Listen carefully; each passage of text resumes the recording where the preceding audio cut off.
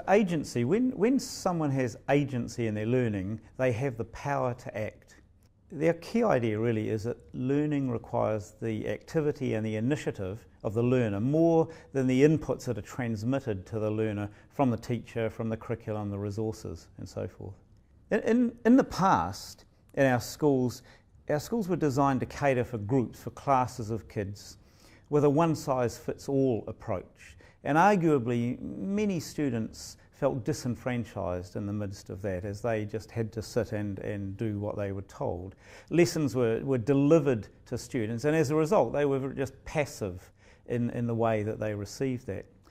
When learners move from being passive recipients then to being much more active in the learning process, actively involved in the decisions about the learning, then they have agency. So that's really what agency and the understanding that's about. Yeah, there's been a lot of talk in the past about learner-centric approaches to education and personalisation, and these are aspects of what we might mean by learner agency, but it's a far deeper, more richer understanding that we have, I think.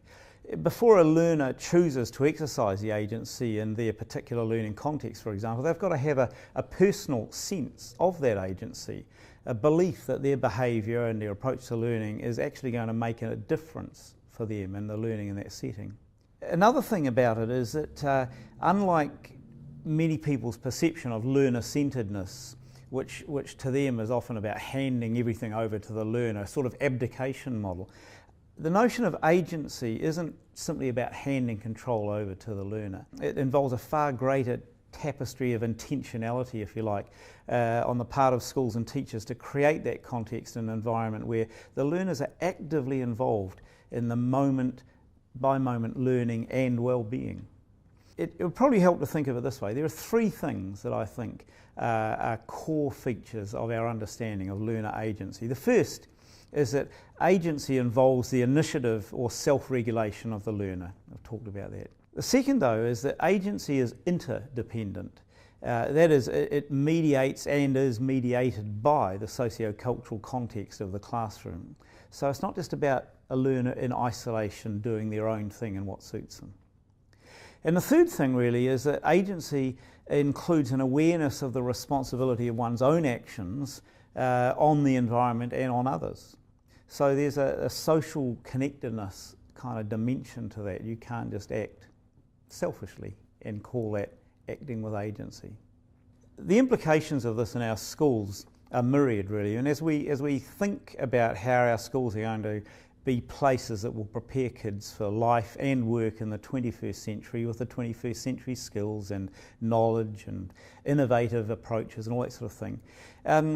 We need to be encouraging them to be agentic in their learning, because that's what they're going to need to be able to do beyond school, of course.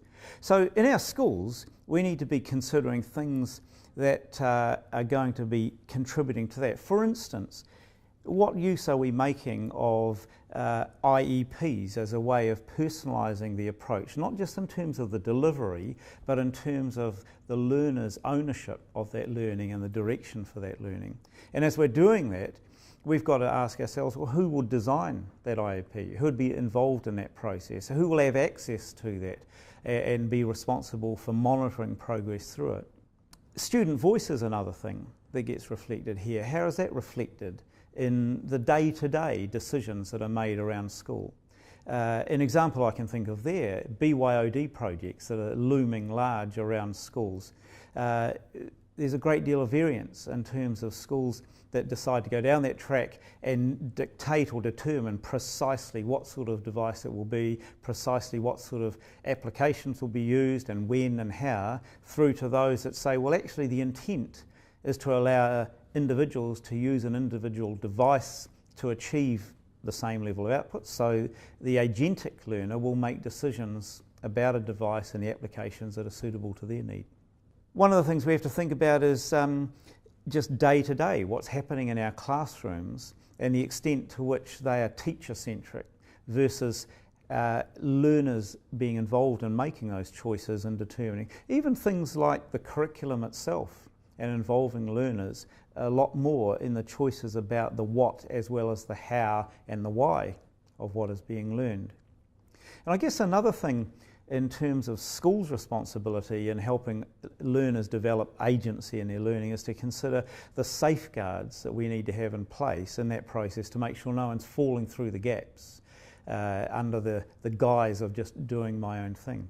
So I think understanding the concept of learner agency is really one of the key differentiating factors in thinking about 21st century learning and teaching. It's definitely quite a different approach to understand our learners exercising agency in their learning from what it was like when I was at school.